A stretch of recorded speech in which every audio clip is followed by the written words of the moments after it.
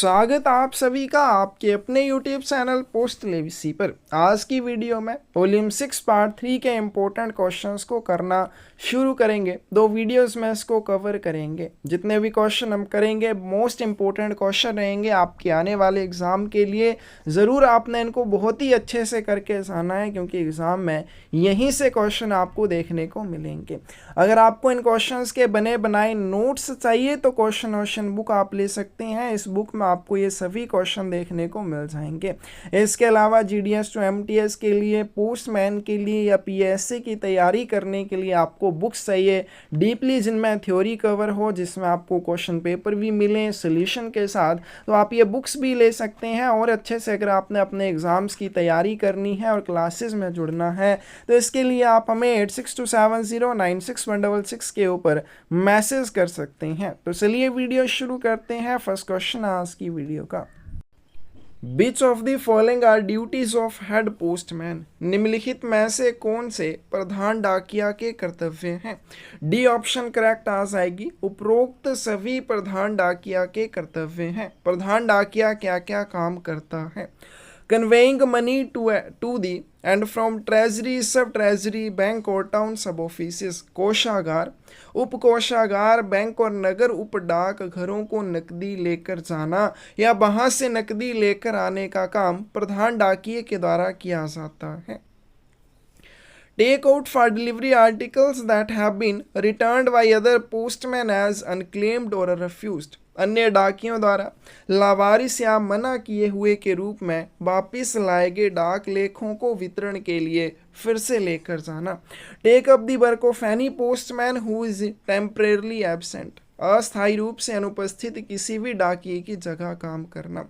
अब सबसे पहले मनी को कन्वे करने का काम उसको दिया जा सकता है। कोषागार, उपकोषागार या बैंक या नगर उप डाक घरों को नकदी लेकर जाना या वहां से अगर नकदी लेकर आने का काम है प्रधान डाकिये को दिया जा सकता है।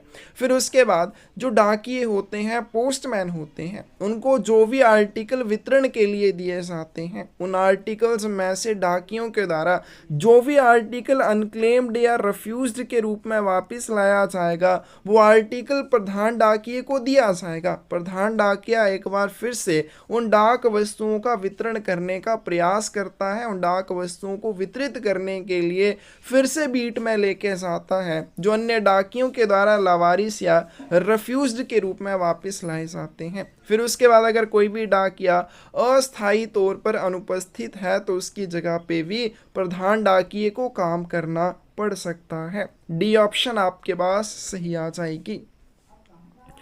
For the sake of greater security, who may order the head postman to accompany a postman to whom several insured articles or electronic money orders of considerable aggregate value have been made over for delivery or payment.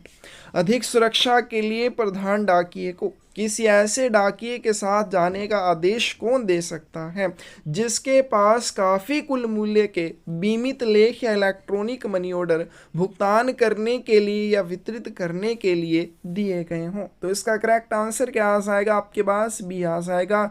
इस चीज़ के लिए post master प्रावधान करता है। अब मान लीजिए एक डाकिया है, डाकिये की एक लिमिट होती है कि इस लिमिट से ज़्यादा के आर्टिकल या इस लिमिट से ज़्यादा वैल्यू के आर्टिकल वो अपने साथ लेकर नहीं जाएगा। अब नॉर्मली हम बात कर लेते हैं, जैसी ये लिमिट है 40,000 रुपये की। अब एक सिंगल पोस्टमैन मैक्सिमम 40,000 रुपये की वैल्यू के आर्टिकल लेके जा सकता है। मान लीजिए उसके पास 10,000 रुपये के मनी ऑर्डर हैं जिसका उन्होंने भुगतान करना है।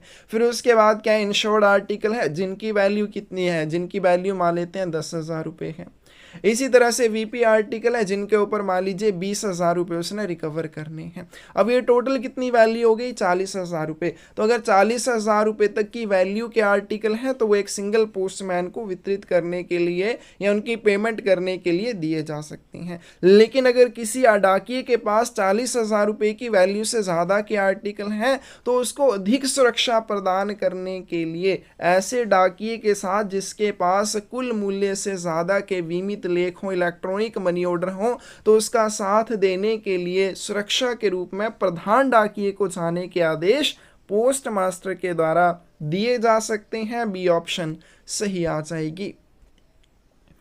For which of the following head postman may not be employed, निम्नलिखित में से किसके लिए प्रधान डाकिये को नियोजित नहीं किया जा सकता है। तो यहाँ पे फर्स्ट ऑप्शन है to verify payment of electronic money orders. तो जो प्रधान डाकिया होता है उसके जो कर्तव्य हैं उसके अलावा उसको और किन किन कामों में लगाया जा सकता है। इलेक्ट्रॉनिक मनी ऑर्डर जो होंगे उनका भुगतान सत्यापित करने के लिए उसको लगाया जा सकता है। To test the work of postman and letter box attendants, डाकिया और लेटर बॉक्स अटेंडेंट के काम का परीक्षण करने के लिए उसे लगाया जा सकता है। To make inquiries into minor major complaints, प्रमुख शिकायतों की जांच करने के लिए उसको लगाया जा सकता है। अब हमें यहाँ पे पूछा गया कि पोस्टमैन को किस काम के लिए नहीं लगाया जा सकता। जो प्रधान डाकिया होता है कौन सा काम वो नहीं करेगा, सी ऑप्शन करेक्ट आ जाएगी। वो मेजर कंप्लेंट्स नहीं माइनर कंप्लेंट्स की जांच कर सकता है। To make inquiries into minor complaints, इस चीज़ के लिए उसको लगाया जा सकता है, लेकिन बड़ी शिकायतों की जांच करने के लिए प्रधान डाकिये को नहीं लगाया जाता है। सी ऑप्शन इसका सही आंसर हो जाएगा।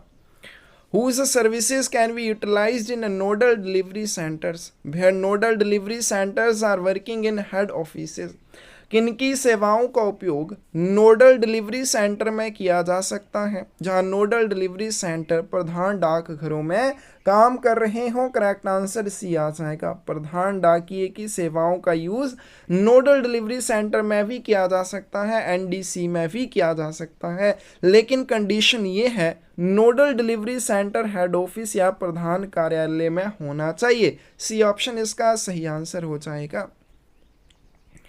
Postman are expected to know which of the following, postman को निम्नलिखित में से क्या जानने की अपेक्षा की जाती है। तो जितने भी डाकिये होते हैं उनसे क्या उम्मीद की जाती है कि उनको किन किन चीज़ों के बारे में पता होना चाहिए।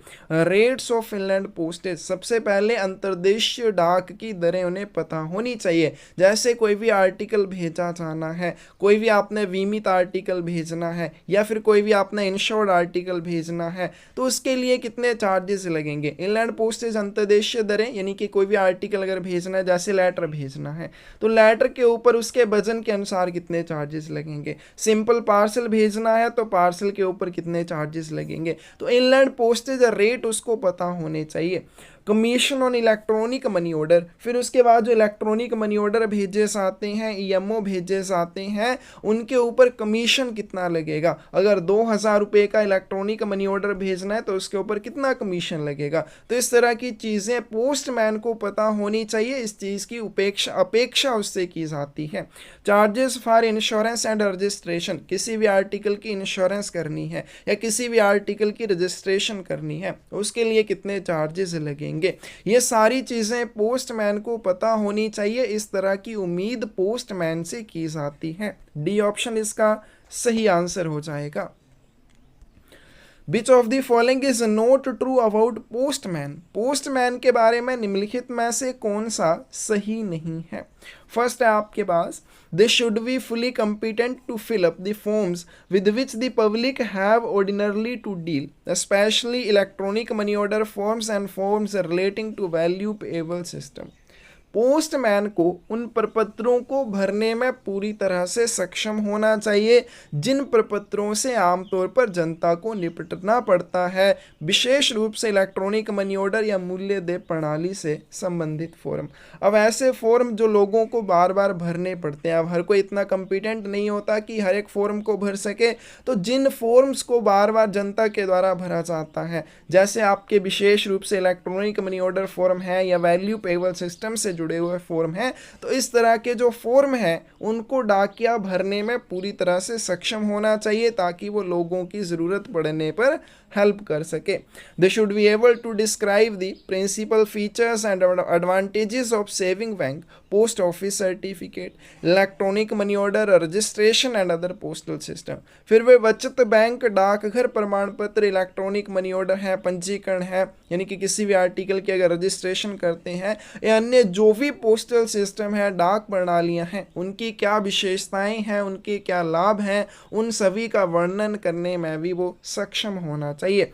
They should know how to work in SAP, इस चीज़ की ठीक है, इस चीज़ के बारे में पोस्टमैन को पता ना हो तब भी कोई बात नहीं कि SAP में किस तरह से काम करना है, क्योंकि ये इसकी ड्यूटीज़ में नहीं आता है। तो सी ऑप्शन इसका सही आंसर हो जाएगा। Which of the following is true about postman? Postman के बारे में निम्नलिखित में से कौन सा सही है?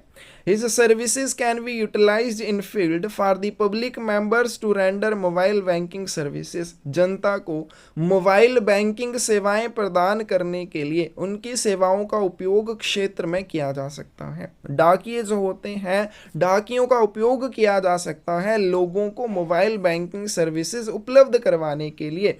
Use of PMA we made after integration with CSI for delivery of articles. CSI के साथ एकीकरण के बाद PMA का उपयोग लेखों के वितरण के लिए किया जाना चाहिए। तो जब भी जैसे आपकी इंटीग्रेशन हुई सभी पोस्ट ऑफिसेज की कोर सिस्टम इंटीग्रेटर के साथ, उसके बाद PMA जो है पोस्टमैन मोबाइल एप्लीकेशन का यूज़ किया जाने लगा आर्टिकल्स का वितरण करने के लिए। तो पोस्टमैन क्या करेगा? PMA का यूज़ करेगा आर्टिकल्स का वितरण करने के लिए। तो इसका करेक्ट आंसर आपके पास क्या आ जाएगा? सी आ जाएगा। When a postman proceeds on his beat, he should carry with him in postman bag a small stock of forms related to which of the following? जब एक डाकिया अपनी बीट पर आगे बढ़ता है तो उसे अपने साथ पोस्टमैन बैग में निम्नलिखित में से किससे संबंधित प्रपत्रों का छोटा स्टॉक रखना चाहिए? करेक्ट आंसर डी आ जाएगा। जब भी कोई डाकिया अपनी गश्त में जाता है, गश्त में जाते समय उसे अपने पोस्टमैन बैग में मूल्यदेय प्रणाली से संबंधित प्रपत्रों का एक छोटा स्टॉक साथ में रखना चाहिए और जनता को अगर ज़रूरत हो तो उसकी आपूर्ति करेगा। इसके अलावा वो पोस्टेज स्टैम्प्स का और इसके अलावा वो इलेक्ट्रॉनिक मनी ऑर्डर्स फॉर्म्स का भी स्टॉक अपने पास रखता है। डी ऑप्शन इसका सही आंसर हो जाएगा। Every postman is supplied for his personal use with प्रत्येक डाकिया को उसके निजी उपयोग के लिए किसकी आपूर्ति की जाती है? तो उसको एक पोस्ट ऑफिस पॉकेट गाइड दी जाती है और वॉल्यूम 6 पार्ट 3 के चैप्टर की एक बुक दी जाती है, चैप्टर की एक प्रति दी जाती है। तो इसका करेक्ट आंसर क्या आ जाएगा आपके पास? ये आ जाएगा उपरोक्त दोनों की आपूर्ति उसे की जाती है। तो every postman is supplied for his personal use a copy of post office pocket guide and a copy of volume 6 part 3। और ये किस लैंग्वेज में प्रिंटेड होती हैं? रीजनल लैंग्वेज में प्रिंट होती है, क्षेत्रीय भाषा में मुद्रित ये प्रतियां होती हैं। सी ऑप्शन इसका सही आंसर आ जाएगा। Which of the following is true about postman's book? डाकिया की किताब के बारे में निम्नलिखित में से कौन सा सही है? The book is maintained on form MS-27. यह पुस्तक फॉर्म MS-27 पर बनाई जाती है। If any article made over to a postman appears to be damaged, a remark to that effect should be written in his book. यदि डाकिया को दिया गया कोई भी लेख क्षतिग्रस्त प्रतीत होता है तो इस आशय की एक टिप्पणी इस पुस्तक में लिखी जानी चाहिए। The assistants of departments concerned are required to see that all the entries are properly made in this book. संबंधित विभागों के सहायकों को यह देखना आवश्यक है कि इस पुस्तक में सभी प्रविष्टियां ठीक प्रकार से की गई हों। तो इसका आंसर भी क्या आ जाएगा आपके पास? डी आ जाएगा। ये सभी पोस्टमैन बुक के बारे में सही हैं। तो सबसे पहले जो पोस्टमैन बुक है कौन से फॉर्म पर बनती है? MS-27 के उसे ऊपर बनाया जाता है। अब डाकिये को दिया गया अगर कोई भी आर्टिकल क्षतिग्रस्त स्थिति में प्रतीत होता है कि कोई भी आर्टिकल है उसको क्षति हुई ऐसा लग रहा है तो उस चीज़ के बारे में पोस्टमैन के द्वारा अपनी इस पुस्तक में एक रिमार्क लिखा जाएगा। फिर उसके बाद यहाँ पे लिखा गया कि संबंधित विभागों के सहायकों को यह देखना आवश्यक है कि इस पुस्तक में सभी प्रविष्टियाँ ठीक प्रकार से की गई हो। अब मान लीजिए क्या है, एक रजिस्टर्ड आर्टिकल पोस्टमैन को दिए गए हैं, कुछ इंश्योर्ड आर्टिकल दिए गए हैं, कुछ मनी ऑर्डर दिए गए हैं। तो जो भी प्रविष्टियां पोस्टमैन के द्वारा अपनी इस पुस्तक में की जाएंगी वो संबंधित सहायक देखेंगे। जैसे रजिस्ट्रेशन रजिस्टर्ड आर्टिकल्स के बारे में जो एंट्रीज की हैं और रजिस्ट्रेशन असिस्टेंट के द्वारा देखी जाएंगी सारी प्रविष्टियां की ठीक से की गई है या नहीं है। उसी तरह से मनी ऑर्डर अगर उसको पेमेंट के लिए दिए गए हैं तो वो मनी ऑर्डर्स की प्रविष्टियों को जांच करेगा। कौन करेगा? मनी ऑर्डर असिस्टेंट करेगा। क्या देखेगा? कि सभी प्रविष्टियां ठीक से की गई हों। तो इसका करेक्ट आंसर आपके पास क्या आ जाएगा? डी आ जाएगा।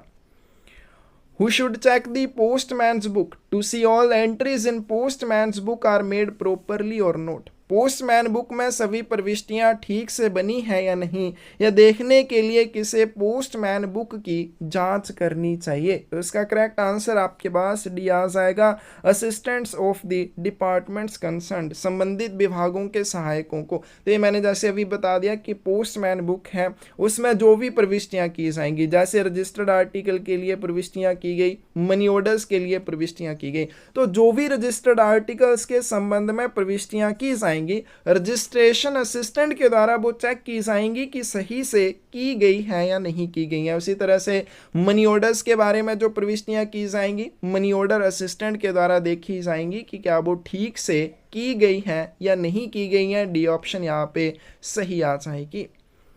On return to the office, the postman should obtain the initials of in the appropriate column of his book in an acknowledgement of all receipts, acknowledgements, cash relating to delivered articles, paid electronic money orders, unpaid electronic money orders, undelivered articles, unpaid electronic money orders, and cash which has been made over to assistants or to the treasurer. कार्यालय लौटने पर डाकिये को अपनी पुस्तक के उपयुक्त column में सभी पावतियों, वितरित लेखों से संबंधित नकदी, भुगतान किए गए इलेक्ट्रॉनिक मनी ऑर्डर, बिना भुगतान वाले इलेक्ट्रॉनिक मनी ऑर्डर, अवितरित लेख तथा कैश की प्राप्ति के लिए जो सहायक और कोषाध्यक्ष को सौंपा जाता है, इन सभी की प्राप्ति के लिए किसके हस्ताक्षर लेने चाहिए? तो इसका करेक्ट आंसर भी डी आ जाएगा, assistants of the departments concerned, संबंधित विभागों के सहायकों से।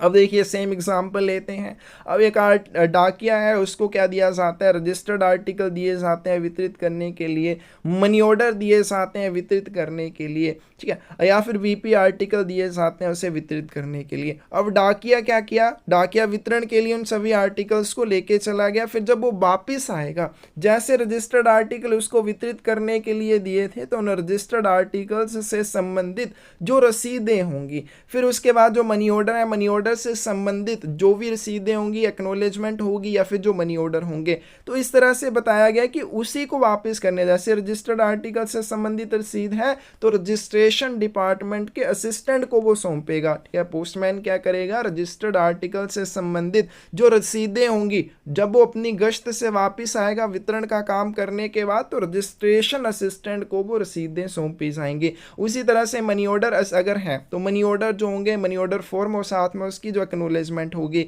जो भुगतान हो चुके हैं या जो बिना भुगतान के भी हैं, वो किसको सौंप देगा? मनी ऑर्डर असिस्टेंट को सौंप देगा। यानी कि जो भी संबंधित विभाग का सहायक होगा उसी को वो रसीदें सौंपेगा, या आर्टिकल अगर उनका वितरण नहीं हो पाया तो वो सौंपेगा। इलेक्ट्रॉनिक मनी ऑर्डर है, चाहे वो पेड है चाहे वो अनपेड है, तो वो संबंधित सहायक को सौंपे जाएंगे। डी ऑप्शन इसका सही आंसर हो जाएगा। Which of the following is signed by head postman for money made over to him for payment into treasury, सब treasury और बैंक? कोषागार, उपकोषागार या बैंक में भुगतान के लिए उसे दिए गए धन के लिए प्रधान डाकिये द्वारा निम्नलिखित में से किस पर हस्ताक्षर किए जाते हैं? अब हमने क्या कर लिया? हमने पढ़ लिया कि जो प्रधान डाकिया है उसके कर्तव्यों में क्या शामिल है। उसके कर्तव्यों में ये शामिल है कि कोषागार, उपकोषागार या बैंक को नकदी लेकर जाना या बाहर से नकदी लेकर आना। अब प्रधान डाकिये को जो भी नकदी दी जाएगी कोषागार, उपकोषागार या बैंक स्टेशन में देने के लिए कि आपने वहाँ पर इसका जाके भुगतान करना है, उस नकदी के लिए प्रधान डाकिये द्वारा कहाँ पर हस्ताक्षर किए जाएंगे? डी ऑप्शन सही आ जाएगी, on the treasurers cash book. कोषाध्यक्ष की रोकड़ बही पर प्रधान डाकिये के द्वारा उस नकदी के लिए हस्ताक्षर किए जाएंगे। डी ऑप्शन सही आ जाएगी। Who will take up work of any postman who is temporarily absent? यदि कोई डाकिया अस्थायी रूप से अनुपस्थित है तो उसका कार्य किसके द्वारा किया जाएगा? प्रधान डाकिये की ड्यूटीज में ये चीज़ भी शामिल है कि अगर कोई डाकिया अस्थायी रूप से अनुपस्थित है तो उसकी जगह पे काम वो करेगा। If a cash remittance is entrusted to a postman who should enter in his book which of the following? यदि एक डाकिये को नकद प्रेषण सौंपा जाता है तो उसे अपनी पुस्तक में निम्नलिखित में से क्या दर्ज करना चाहिए। अब नकद प्रेषण में क्या हो सकता है, मान लीजिए किसी सब ऑफिस को नकदी की आवश्यकता है तो पोस्टमैन के हाथों जब उस सब ऑफिस के लिए नकदी भेजी जाएगी तो पोस्टमैन अपनी बुक में या जो पोस्टमैन बुक होती है उसमें किन किन चीज़ों को नोट करेगा। सबसे पहले name of the office for which it is intended, उस कार्यालय का नाम लिखेगा जिसके लिए ये नकदी भेजी गई है। Amount of the remittance if it is sent loose, फिर उसके बाद राशि क्या रहेगी या प्रेषण जो किया जा रहा है, धन भेजा जा रहा है वो टोटल कितना है अगर उसे खुला भेजा जाता है। तो प्रेषण की राशि यदि इसे खुला भेजा जाता है इस चीज़ को वो अपनी बुक में दर्ज करेगा।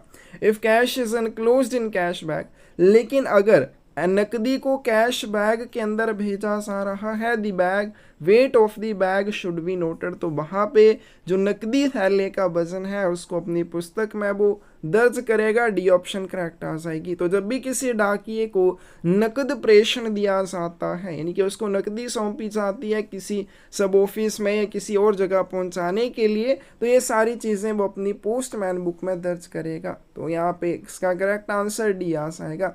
फिर यहाँ पे उसके बाद जो एंट्रीज वो करेगा, जैसे मान लीजिए उसने अपनी पोस्टमैन बुक में ये सारी चीज़ों को दर्ज किया है, जो चीज़ें वो दर्ज करेगा उसके सामने वो ट्रेजरर के, एसपीएम या बीपीएम के सिग्नेचर लेगा। ऑब्वियसली है उसके सिग्नेचर लेगा जिसको वो नकदी जाके सौंपेगा। अब हो सकता है वो ब्रांच ऑफिस में गया हो या सब ऑफिस में गया हो या ट्रेजरी में गया हो, जहाँ पर भी जाएगा जिसको भी नकदी सौंपेगा उसके हस्ताक्षर अपने द्वारा की गई एंट्रीज के या प्रविष्टियों के सामने पोस्टमैन के द्वारा प्राप्त किए जाएंगे। डी ऑप्शन सही आ जाएगी। Who supply the small stock of money order forms to a postman, डाकियों को मनी ऑर्डर प्रपत्रों के छोटे से स्टॉक की आपूर्ति किसके द्वारा की जाती है। तो इसका करेक्ट आंसर क्या आ जाएगा आपके पास, ये आ जाएगा ट्रेजरर के द्वारा की जाती है। तो जब भी पोस्टमैन अपनी गश्त में जाने वाला होता है तो अपने पोस्टमैन बैग में क्या क्या लेके जाता है, तो एक तो हमने कर लिया कि वीपी सिस्टम से जुड़े हुए फॉर्म अपने साथ लेके जाता है और उसके साथ और क्या लेके आता है, मनी ऑर्डर फॉर्म्स का छोटा सा स्टॉक और साथ में डाक टिकटों का छोटा स्टॉक। और डाक टिकट कैसे होते हैं, लोअर डिनोमिनेशन वाले, यानी कि बड़े डिनोमिनेशन के डाक टिकट नहीं होते हैं, जैसे हो सकता है 1-1 रुपए के या 2-2 रुपए के डाक ticket.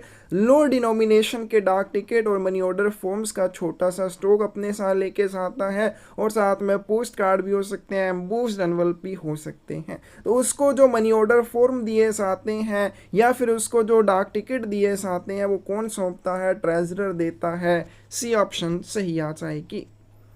Who take out articles for delivery that have been returned by other postmen as unclaimed or refused, अन्य डाकियों द्वारा लावारिस या अस्वीकृत के रूप में लौटाए गए लेखों को वितरण के लिए फिर से बाहर लेकर कौन जाता है। सी ऑप्शन करेक्ट आ जाएगी। प्रधान पोस्टमैन के द्वारा, प्रधान डाकिये के द्वारा उन आर्टिकल्स को फिर से वितरण के लिए ले जाया जाता है।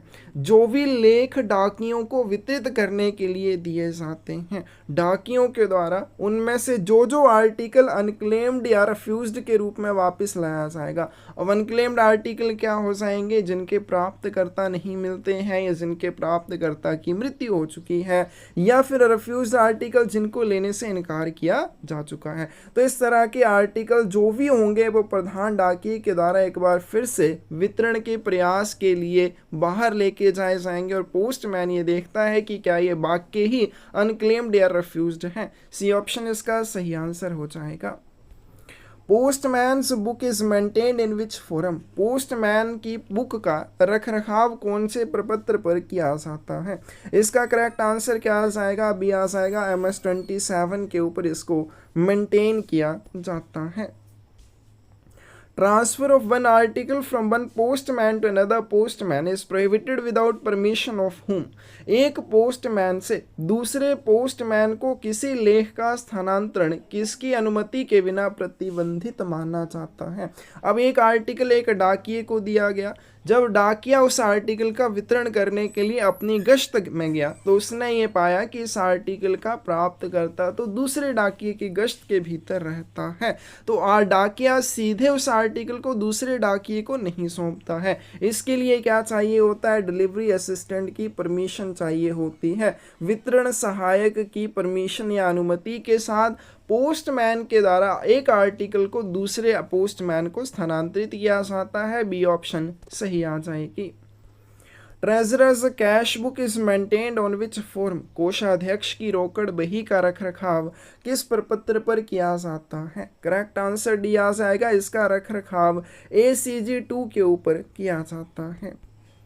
नेक्स्ट चलते हैं, if a postman's beat extends beyond a single town और village then he will in addition to postman's book must keep which of the following? अगर एक डाकिये की गश्त एक कस्बे या गांव से आगे तक फैली हो तो उसे डाकिया की किताब के अलावा अन्य किसका रखरखाव करना होगा? सी ऑप्शन सही आ जाएगी। उसे विलेज पोस्टमैन्स विजिट बुक का रखरखाव भी करना होगा। विलेज पोस्टमैन विजिट बुक कौन से फॉर्म के ऊपर बनती है? MS 86 के ऊपर इसको बनाया जाता है और वो स्वयं जो रखेगा बुक उसकी रहेगी पोस्टमैन बुक। वो कौन से फॉर्म के ऊपर बनती है? MS 27 के ऊपर इसे बनाया जाता है। तो अगर किसी भी डाकिये की गश्त एक कस्बे या गांव से आगे तक फैली हुई हो तो पोस्टमैन बुक के साथ साथ विलेज पोस्टमैन्स विजिट बुक जो कि MS 86 के ऊपर बनाई जाती है उसका रखरखाव भी करेगा। सी ऑप्शन सही आ जाएगी।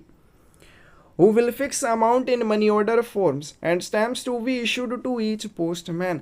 प्रत्येक डाकिये को जारी किए जाने वाले मनी ऑर्डर फॉर्म और टिकटों की राशि किसके द्वारा तय की जाती है? डी ऑप्शन आपके पास करेक्ट आ जाएगी। पोस्ट मास्टर इस चीज़ का निर्धारण करता है। अब देखिए हमने क्या किया कि जब भी डाकिया अपनी गश्त में जाने वाला होता है तो अपने पोस्टमैन बैग में क्या क्या चीज़ें लेके जाता है? वैल्यू पेबल सिस्टम से जुड़े हुए फॉर्म अपने साथ लेके जाता है। उसके बाद वो मनी ऑर्डर फॉर्म अपने साथ लेके जाता है और उसके साथ वो पोस्टेज स्टैम्प्स का एक छोटा सा स्टॉक भी अपने साथ लेके जाता है। और ये पोस्टेज स्टैम्प्स लोअर डिनोमिनेशन की होती हैं, बड़े डिनोमिनेशंस की नहीं होंगी। फिर उसके बाद और क्या लेके जाता है? पोस्ट कार्ड हो सकते हैं या एम्बोस्ड एनवलप भी उसको दिए जा सकते हैं। तो ये जो अमाउंट रहेगी कि कितनी अमाउंट के डाक टिकट प्लस जो एम्बोस्ड एनवलप है या फिर जो इलेक्ट्रॉनिक मनी ऑर्डर के फॉर्म है उसको दिए जाएंगे, इस राशि का निर्धारण पोस्ट मास्टर के द्वारा किया जाता है। डी ऑप्शन सही आ जाएगी। When a registered article is delivered to illiterate person, then his seal or mark should be attested by whom? जब एक पंजीकृत लेख किसी अनपढ़ व्यक्ति को दिया जाता है तो उसकी मुहर या निशान निम्नलिखित में से किसके द्वारा प्रमाणित किया जाना चाहिए? करेक्ट आंसर क्या आ जाएगा? ए आ जाएगा। अब यहाँ पे आपको समझने की बहुत ज़रूरत है। ये जितने भी क्वेश्चन हम ऐसे आएंगे उनको आपने बिल्कुल अच्छे से करना है। अब यहाँ पे क्वेश्चन में पूछा गया है एक पंजीकृत लेख के बारे में। जब भी किसी पंजीकृत लेख का वितरण किया जाता है तो प्राप्तकर्ता से एक रिसिप्ट के ऊपर हस्ताक्षर लिए जाते हैं। लेकिन अगर किसी भी पंजीकृत लेख का प्राप्तकर्ता अनपढ़ व्यक्ति है तो क्या किया जाएगा? तो आपने रसीद के ऊपर उसके अंगूठे का निशान लेना है या उसने अगर कोई प्राइवेट सील या मुहर बनवा रखी है उसकी इंप्रेशन आपने रसीद के ऊपर लेनी है। और फिर पोस्टमैन जो उस आर्टिकल का वितरण कर रहा है वो रिसिप्ट के ऊपर ली गई मुहर या सील के निशान को सत्यापित करता है। ये ऑप्शन आपके पास सही आ जाएगी। Who is responsible for receipts and acknowledgements for registered and insured articles must signed by addressee or person authorized by him? पंजीकृत तथा बीमित वस्तुओं के लिए रसीदों तथा पावतियों के ऊपर प्राप्तकर्ता या प्राप्तकर्ता के द्वारा अधिकृत व्यक्ति के हस्ताक्षर होने चाहिए। इसके लिए कौन जिम्मेदार होगा? बी ऑप्शन आपके पास करेक्ट आ जाएगी। जो आर्टिकल्स का वितरण करेगा वही इस चीज़ के लिए जिम्मेदार होगा कि जो आर्टिकल वितरित किया जा रहा है अगर वो रजिस्टर्ड आर्टिकल है तो उसकी रसीद और साथ में एक्नॉलेजमेंट है तो उन दोनों के ऊपर हस्ताक्षर होने चाहिए। अगर इंश्योर्ड आर्टिकल है तो उसके लिए रसीद और एक्नॉलेजमेंट के ऊपर हस्ताक्षर होने चाहिए। इस चीज़ के लिए पोस्टमैन जिम्मेदार होता है। नेक्स्ट चलते हैं, postman is prohibited when on duty to distribute advertisements, handbills, trade circulars on behalf of.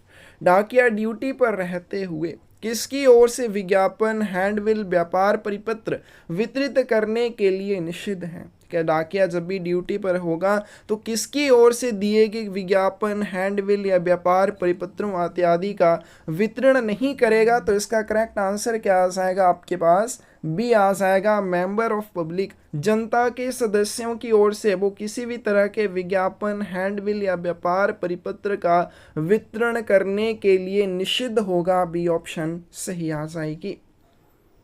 आगे चलते हैं, which of the following is incorrect? निम्नलिखित में से कौन सा गलत है? फर्स्ट ऑप्शन है, insured article will always be delivered to the minor in presence of person in whose care he may be living at the time. बीमित वस्तु हमेशा उस व्यक्ति की उपस्थिति में अवयस्क को वितरित की जानी चाहिए जिसकी देखभाल में वह उस समय रह रहा हो। बिल्कुल सही बात है। जब भी इंश्योर्ड आर्टिकल किसी भी माइनर को दिया जाएगा, बहुत इंपॉर्टेंट है, अच्छे से इसको ध्यान में रखना है कि जब भी कोई इंश्योर्ड आर्टिकल किसी भी माइनर को डिलीवर करना है, आपने डायरेक्टली जाके उसे नहीं दे देना। आपने माइनर को वो आर्टिकल उस व्यक्ति की प्रेजेंस या उस व्यक्ति की देख रेख में देना है जिसकी देख रेख में वो माइनर रह रहा हो। बहुत इंपॉर्टेंट है। Minor's signature on receipt and acknowledgement has been attested by that person in whose care he may be living at the time.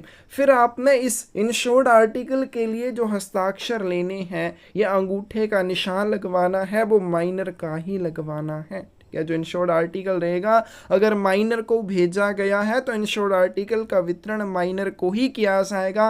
Minor ही उस आर्टिकल की रिसिप्ट और एक्नॉलेजमेंट के ऊपर हस्ताक्षर करेगा। अगर वो हस्ताक्षर करने में सक्षम नहीं है तो उसके अंगूठे का निशान रसीद और एक्नॉलेजमेंट के ऊपर लिया जाएगा। फिर उस रसीद और एक्नॉलेजमेंट के ऊपर लिए गए माइनर के सिग्नेचर या अंगूठे के निशान को उस व्यक्ति से आपने अटेस्टेड करवाना है जिस व्यक्ति की देख रेख में वो रह रहा है और जिस व्यक्ति की देख रेख में वो आर्टिकल आप माइनर को वितरित कर रहे हैं। नो नीड ऑफ अटेस्टेशन, ये गलत हो जाएगा। सत्यापन की कोई भी आवश्यकता नहीं है। आपने सत्यापित करवाने हैं उसके अंगूठे के निशान या हस्ताक्षर को उस व्यक्ति से जिसकी प्रेजेंस में या जिसकी देख रेख में वो माइनर उस समय रह रहा होगा।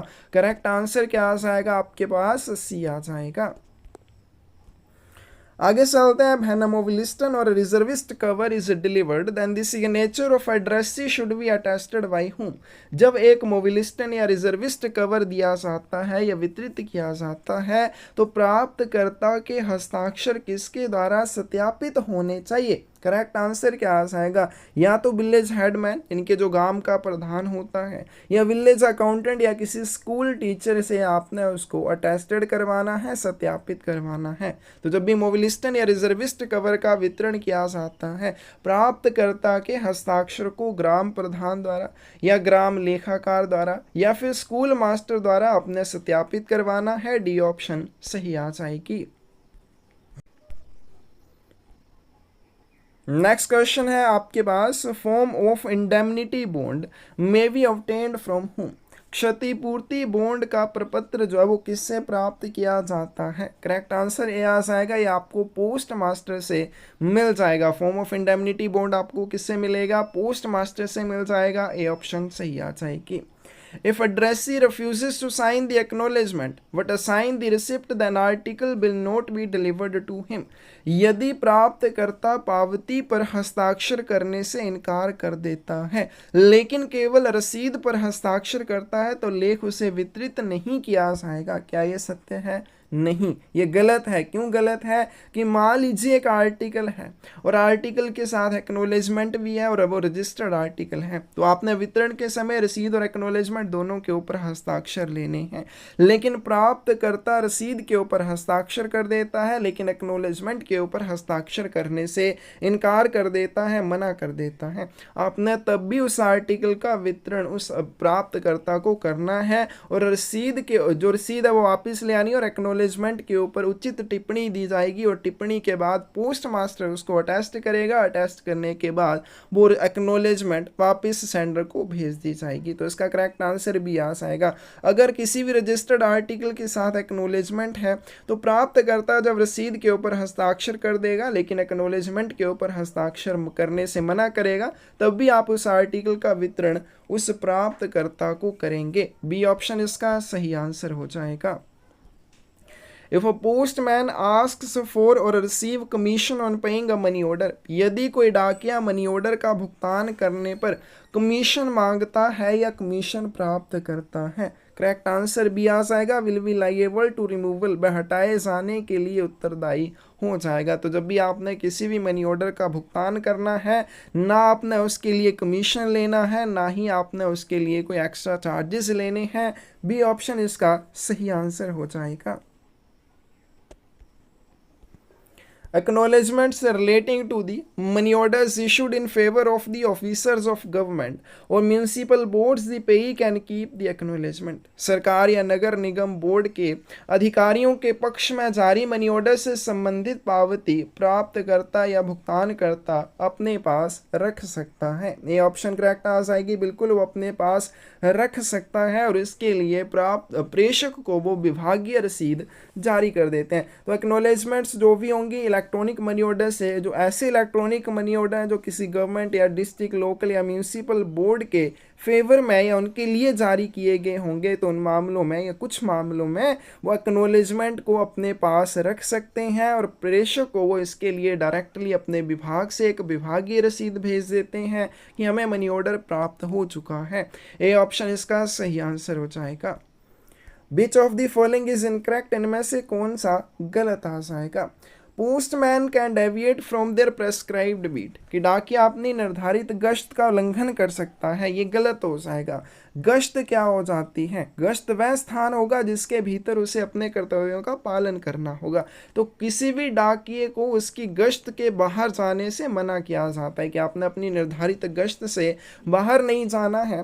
Postman are forbidden to deliver any article on which any charges are due, डाकिया को किसी भी ऐसी डाक वस्तु का वितरण करने से मना किया जाता है जिस पर कोई भी शुल्क दे हो। और कब तक मना किया जाता है? जब तक कि वो ड्यू चार्जेस उस आर्टिकल के ऊपर रिकवर ना कर लिए जाए। Postman is not obliged to give change, डाकिया छुट्टे पैसे देने के लिए बाध्य नहीं होता है, ये भी बिल्कुल सही है।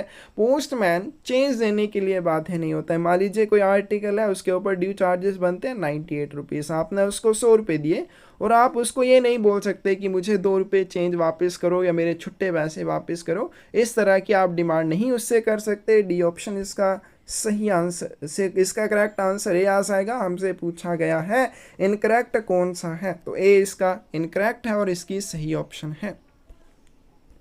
Any laxity on part of SPM will bring to notice of whom? SPM की ओर से किसी भी तरह की ढिलाई को किसके ध्यान में लाया जाएगा? यानी कि SPM के काम में कोई भी लैक्सिटी देखी जाती है, ढिलाई देखी जाती है, तो उसको किसके ध्यान में लाया जाता है? सुपरिटेंडेंट के ध्यान में लाया जाता है। बी ऑप्शन सही आ जाएगी। और बाकी GDS वगैरह की तरफ से अगर कोई ढिलाई पाई जाती है, सब डिविजनल इंस्पेक्टर के ध्यान में उस चीज़ को लाया जाता है।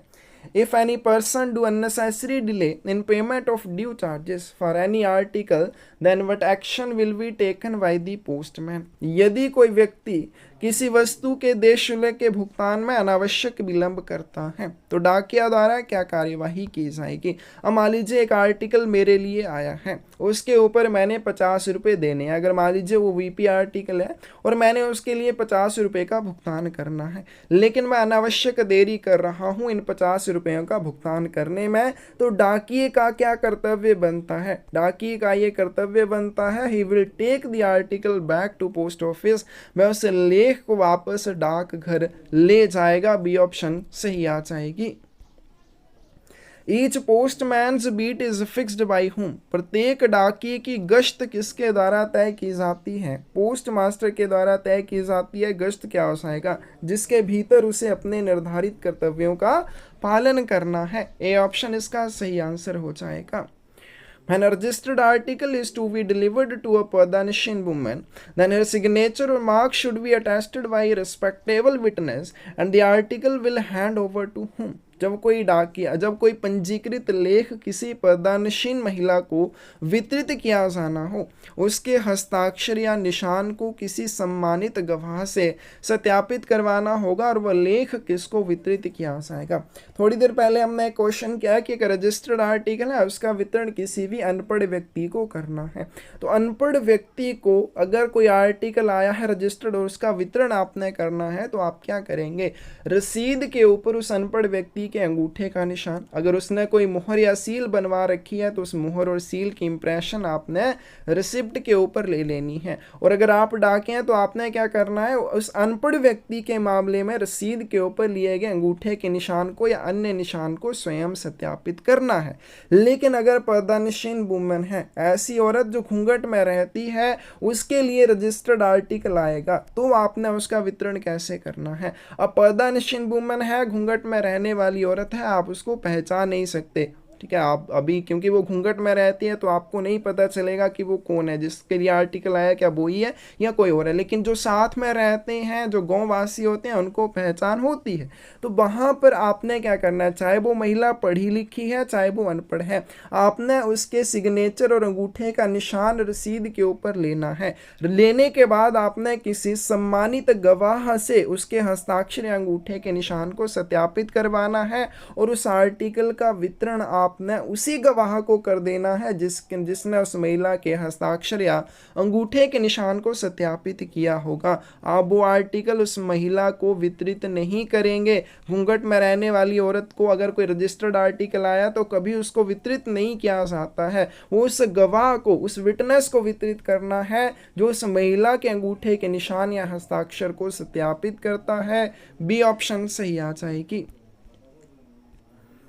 If addressee of a VP article is not found at home for second time, then postman should deliver the intimation to whom? यदि VP लेख का प्राप्त करता दूसरी बार भी घर पर नहीं मिलता है तो डाकिया को निम्नलिखित में से किसको सूचना देनी चाहिए। अब एक VP आर्टिकल आया है, VP आर्टिकल का जो प्राप्त करता है वो घर पर नहीं मिलता है, आप दूसरी बार जा रहे हैं, तो आपने क्या करना है, उसकी इंटीमेशन घर में किसी भी अडल्ट मेंबर को दे देनी है। बी ऑप्शन इसका सही आंसर आ जाएगा।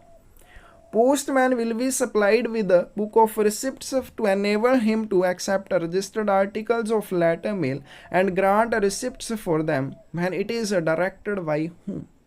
तो डाकिया को एक रसीदों की पुस्तक दी जाती है ताकि वह पत्र मेल के पंजीकृत लेखों को स्वीकार कर सके और उनके लिए रसीदें दे सके जब ये किसके द्वारा निर्देशित हो। करेक्ट आंसर आपके पास भी आ जाएगा, when it is directed by the superintendent. अब देखिए जो डाकिये होते हैं वो कोई क्या क्या चीज़ें करने के लिए अधिकृत होते हैं, तो उसमें एक चीज़ आती है कि वो पंजीकृत लेखों की बुकिंग करने के लिए भी अधिकृत होते हैं, जिसके लिए वो रसीद भी जारी करते हैं।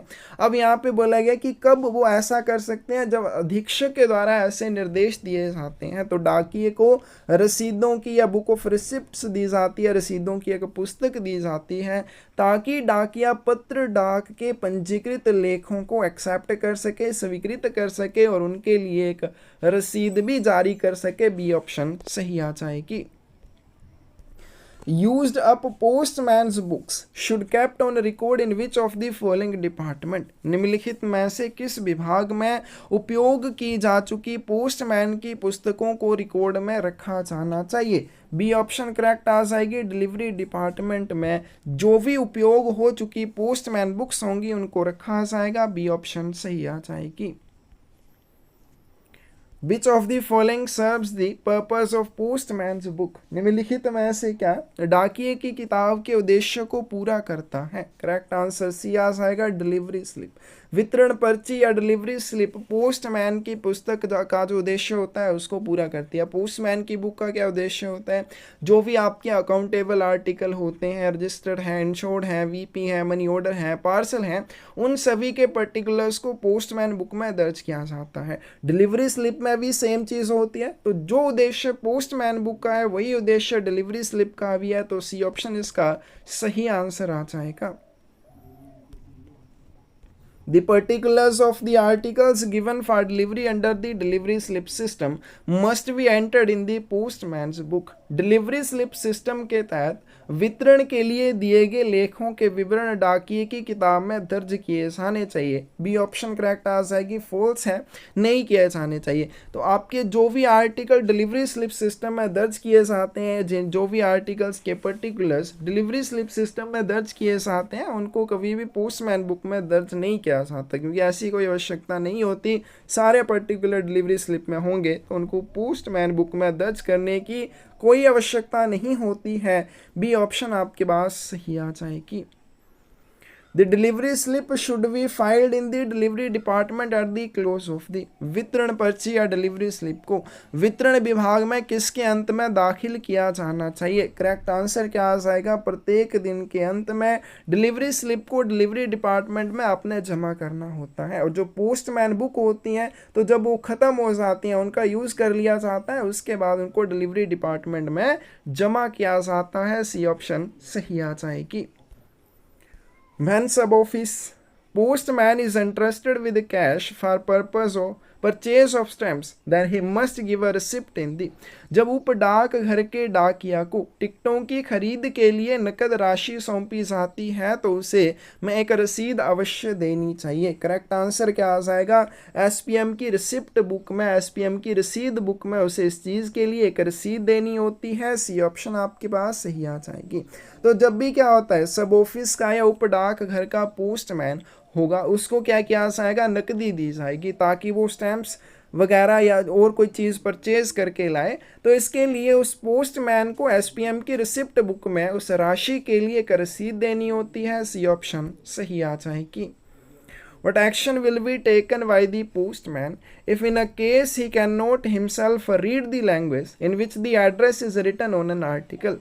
डाकिया द्वारा क्या कार्यवाही की जाएगी यदि किसी मामले में वह स्वयं उस भाषा को नहीं पढ़ सकता है जिसमें लेख पर पता लिखा हुआ है? सी ऑप्शन करेक्ट आ जाएगी। He should note the name of address on article. अब कोई आर्टिकल है, उसके ऊपर जो एड्रेस लिखा हुआ है या प्राप्तकर्ता का नाम लिखा हुआ है, उसको डाकिया स्वयं नहीं पढ़ पा रहा है, तो वो डाक घर में ही उसके प्राप्तकर्ता का नाम स्वयं द्वारा से लिख लेगा, किसी से पूछ के या किसी से पता करके, ताकि वितरण के समय उसे कोई भी मुश्किल ना हो। सी ऑप्शन सही आ जाएगी।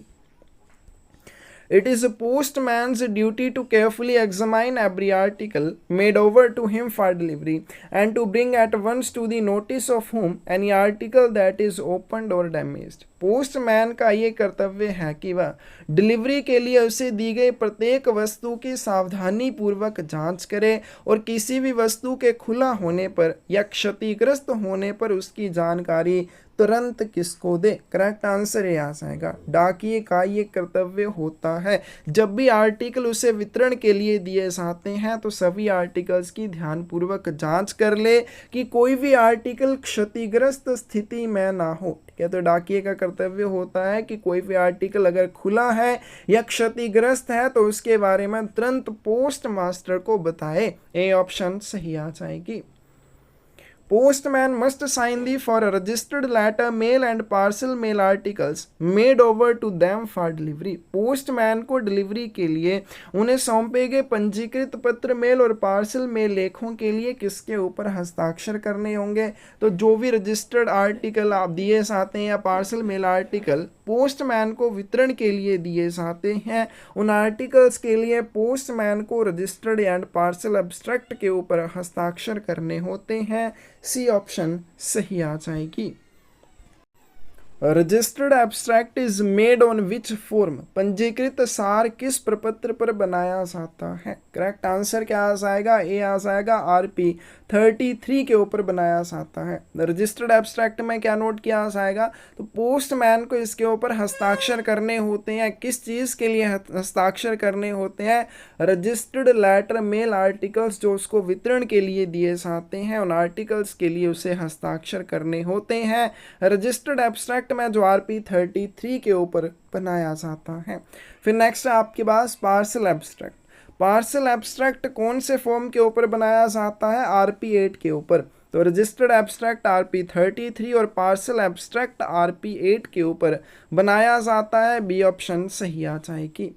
The aggregate value of insured VP COD banking money order IPPV that may be made over at one time to a single postman for delivery should not ordinarily exceed how much rupees? VMIT VP COD banking money order IPPV का कुल मूल्य जो delivery के लिए एक बार में एक डाकिए को दिया जा सकता है सामान्य रूप से कितने से अधिक नहीं होना चाहिए?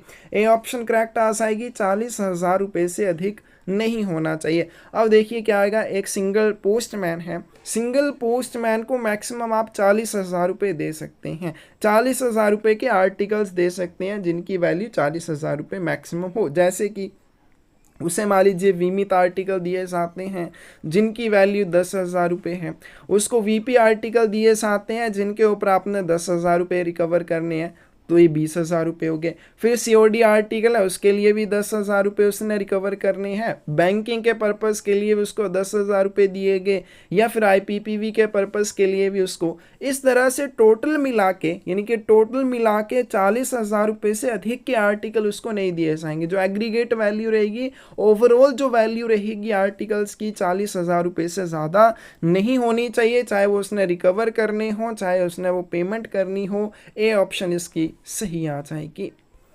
Which of the following is true? इनमें से कौन सा सही है? Divisional head may increase the aggregate amount of 40,000 that may be made over at one time to a single postman up to 80,000 rupees. मंडल प्रमुख डिविजनल हेड 40,000 रुपये की कुल राशि बढ़ा सकता है जो एक बार में 80,000 रुपये तक एक डाकिए को दी जा सकती है। अभी हमने एग्रीगेट वैल्यू की बात की कि VP COD banking IPPV money order in सब चीज़ों के लिए जो कुल मूल्य के आर्टिकल डाकिए को दिए जा सकते हैं एक बार में वो 40,000 से ज़्यादा नहीं होने चाहिए। उस वैल्यू को मंडल प्रमुख 80,000 रुपये की राशि तक बढ़ा सकता है। For this the prior consultation with the police is done, लेकिन इसके लिए पुलिस से पूर्व परामर्श किया जाता है। सी ऑप्शन यहाँ पे करेक्ट आ जाएगी, उपरोक्त दोनों ही सही हैं। The aggregate value of insured VP COD banking money order IPPV that may be made over at one time to a single AVPM डाक सेवक for delivery should not ordinarily exceed from rupees। विमित VP COD banking money order IPPB का कुल मूल्य जो delivery के लिए एक बार में एक एवीपीएम डाक सेवक को दिया जा सकता है सामान्य रूप से कितने से अधिक नहीं होना चाहिए। सी ऑप्शन सही आ जाएगी, 15,000 रुपये से ज़्यादा ये वैल्यू नहीं होगी। यानी कि ग्रामीण डाक सेवक को जो एक बार में मैक्सिमम राशि के आर्टिकल दिए जा सकते हैं वो राशि कितनी है, 15,000 रुपये की राशि है। Which of the following is true? इनमें से कौन सा सही है? Divisional head may increase the aggregate amount of 15,000 that may be made over at one time to a single AVPM और डाक सेवक up to 25,000 रुपीज़। मंडल प्रमुख 15,000 रुपये की कुल राशि बढ़ा सकता है जो एक बार में 25,000 रुपये तक एक एवीपीएम या डाक सेवक को दी जा सकती है। यानी कि 15,000 रुपये की जो राशि है, एग्रीगेट वैल्यू है जो एक सिंगल ग्रामीण डाक सेवक को दी जा सकती है, उसको मंडल प्रमुख 25,000 रुपये तक बढ़ा सकता है। लेकिन इसके लिए पुलिस के साथ पूर्व परामर्श किया जाएगा, पहले पुलिस की सलाह ली जाएगी, उसके बाद इस वैल्यू को बढ़ाया जाएगा। सी ऑप्शन इसका सही आंसर आ जाएगा। Book of receipts for intimations and notices delivered is maintained on which forum. वितरित की गई सूचनाओं और नोटिसों की रसीदों की पुस्तक का रखरखाव कौन से प्रपत्र पर किया जाता है? सी ऑप्शन आपके पास करेक्ट आ जाएगी, RP 53 के ऊपर किया जाता है। अब कुछ ऐसे आर्टिकल होते हैं जिनके आगमन की सूचना या जिनके आगमन का नोटिस प्राप्तकर्ता को भेजा जाता है, वो आर्टिकल नहीं भेजा जाता, केवल उसके आने की सूचना या नोटिस भेजा जाता है। तो उन इंटीमेशंस को या नोटिस को जो वितरित किए जाते हैं उनकी एक रसीदों की पुस्तक होती है जो कि RP 53 फॉर्म के ऊपर बनाई जाती है। सी ऑप्शन सही आ जाएगी। Each postman must keep a book of intimations and notices delivered in which, before proceeding on his beat, important intimations and notices entrusted to him for delivery will be entered in it by whom?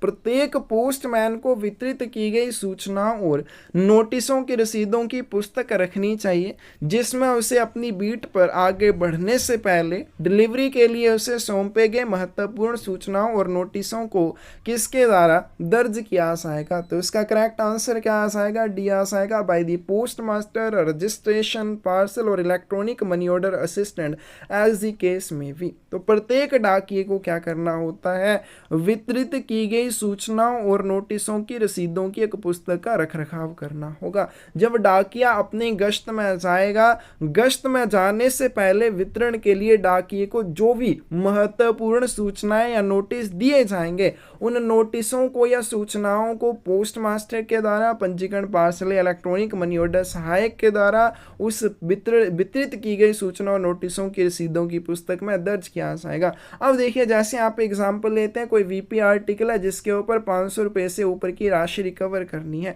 तो उसके लिए एक intimation भेजी जाएगी। तो उस VP article के निपटान के संबंध में जो सहायक होगा, उस सहायक के द्वारा वो उस सूचना के बारे में या उस नोटिस के बारे में पोस्टमैन की इस पुस्तक में दर्ज किया जाएगा। डी ऑप्शन सही आ जाएगी। Which of the following must be entered in the book of receipts for intimations and notices delivered? निम्नलिखित में से किसको वितरित की गई सूचनाओं और नोटिसों की रसीदों की पुस्तक में दर्ज किया जाना चाहिए? इन सभी को किया जाएगा। क्या क्या आ जाएगा? Intimations relating to value payable articles exceeding 500 rupees in value. मूल्य में 500 रुपये से अधिक मूल्य दे वस्तुओं से संबंधित सूचना। कोई भी आपका वीपी आर्टिकल है जिसके ऊपर 500 रुपये से ज़्यादा की राशि रिकवर करनी है, उसकी इंटीमेशन भेजी जाएगी प्राप्तकर्ता को। तो उसको कहाँ पे दर्ज किया जाएगा? Book of receipts for intimations and notices delivered में दर्ज किया जाएगा। Notices relating to electronic money orders payable to planters. Planter जो होंगे उनको दे इलेक्ट्रॉनिक मनी ऑर्डर से संबंधित नोटिस को इसमें दर्ज किया जाएगा। Intimations relating to parcels weighing above 10 kg, 10 kilogram से ज़्यादा वजन वाले जो भी आर्टिकल रहेंगे या जो भी पार्सल रहेंगे, उनके बारे में सूचनाओं को इसमें दर्ज किया जाएगा। इंटीमेशंस को इसमें दर्ज किया जाएगा। डी ऑप्शन आपके पास सही आ जाएगी। नेक्स्ट चलते हैं। If addressee of an article can not be found at the given address then what action will be taken by the postman. अब जब आपकी प्रमोशन हो जाएगी, आप डाकिये बन जाएंगे, उसके बाद आपको एक आर्टिकल दिया जाता है, रजिस्टर्ड आर्टिकल है, वितरित करने के लिए आपको दिया गया।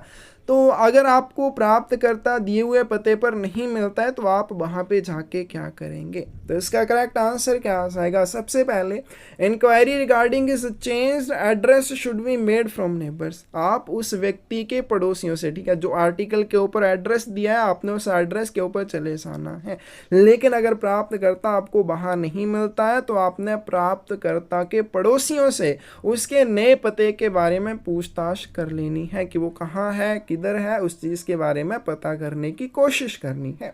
If trustworthy information can be obtained, अगर आपको कोई विश्वसनीय जानकारी मिल जाती है, postman should deliver the article at the new address if it is in his beat. तो डाकिया नए पते पर जाकर उस आर्टिकल का वितरण करेगा अगर नया पता उसकी गश्त के भीतर हो। क्या सबसे पहले क्या करेंगे? आप वहाँ पे जाके अगर प्राप्तकर्ता आपको नहीं मिलता है, तो उसके बदले हुए पते के बारे में आपने उसके पड़ोसियों से पूछताछ करनी है।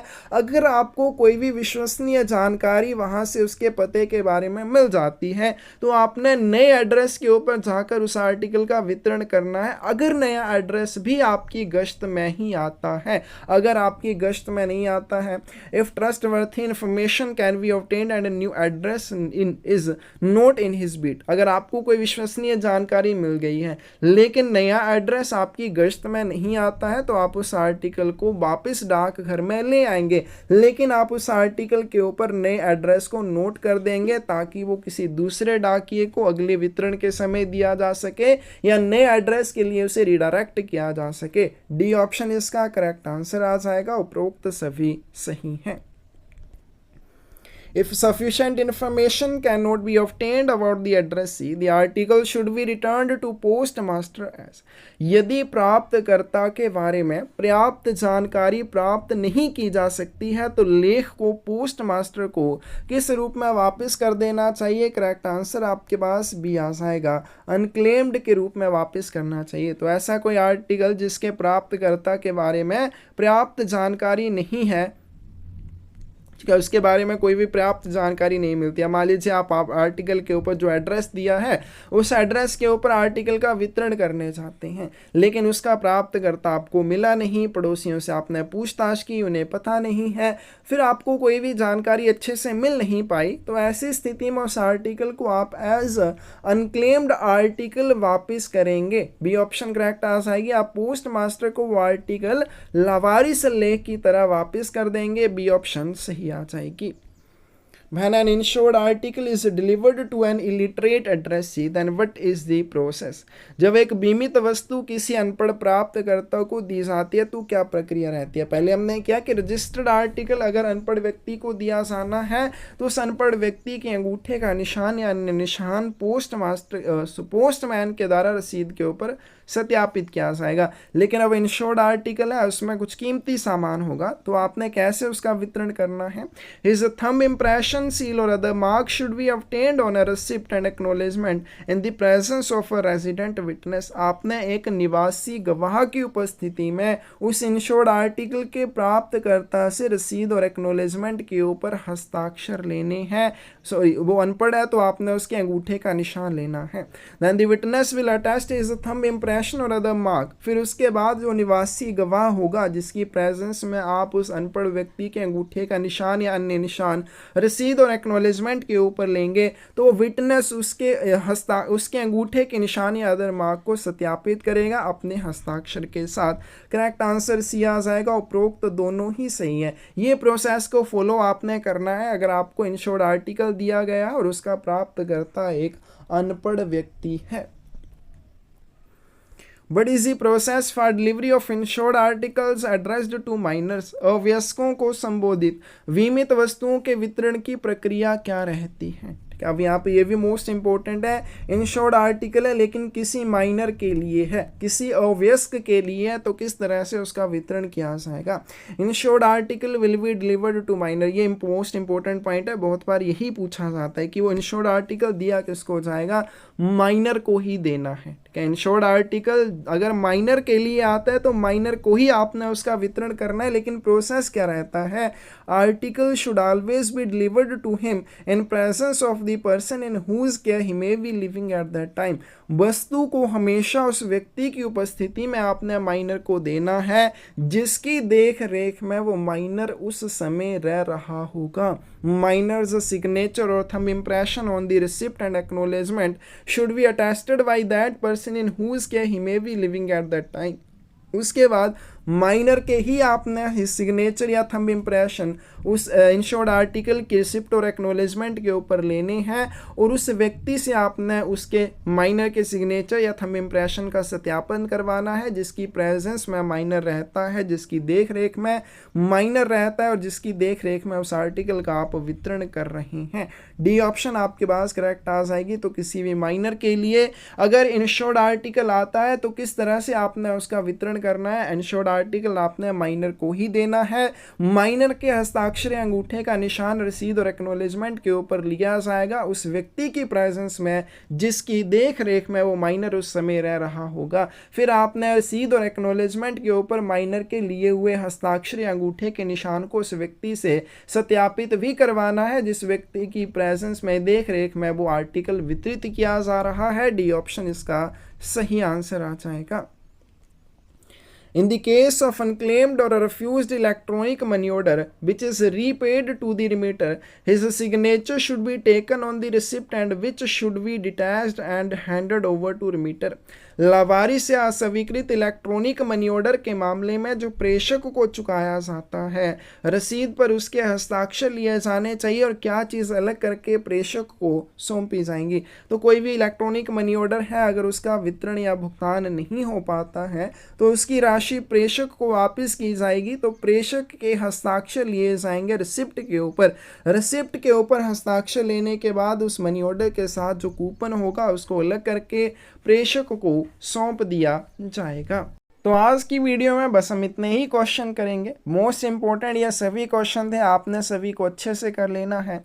किसी भी क्वेश्चन में डाउट हो या आपको लगे गलत आंसर बताया गया है, कमेंट सेक्शन में उस चीज़ के बारे में ज़रूर बताएं। साथ में अगर आपको इन क्वेश्चंस के नोट्स चाहिए, बनी बनाई बुक चाहिए, तो क्वेश्चन बुक आप ले सकते हैं। एग्ज़ाम्स की तैयारी करने के लिए आपको बुक्स चाहिए, MTS की, पोस्टमैन की, PSC की, या फिर आपको क्लासेस चाहिए, तो आप हमें 8627096166 के ऊपर मैसेज कर सकते हैं। धन्यवाद।